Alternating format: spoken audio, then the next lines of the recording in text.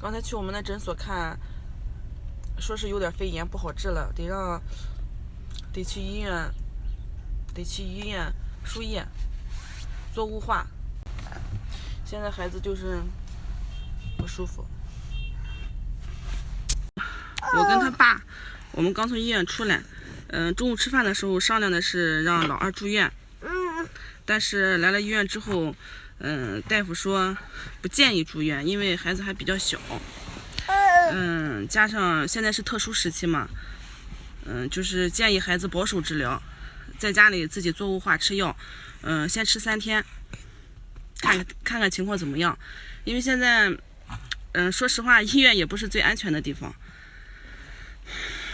所以我跟他爸商量了之后，决定就是，回家给他做雾化。现在他爸去拿药去了。孩子现在的状态，还不错，比上午的时候稍微强点，因为现在已经不发烧了。等一会儿和他爸拿完药回来，我们先回家，先给他把雾化做上。一共拿了这么多药，充了有700块钱，还剩40。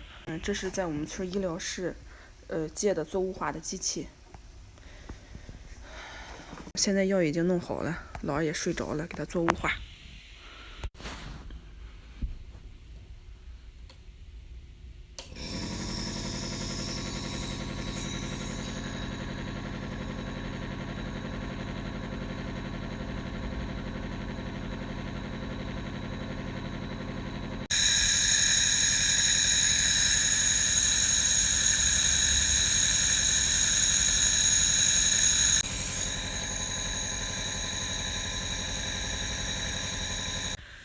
给老二做这个雾化，已经中断了3次，因为他老是咳嗽，一直醒。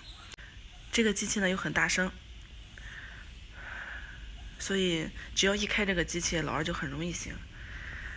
多少药啊？还有不少药呢，得给他弄。这个药特别的贵，一点也不能浪费。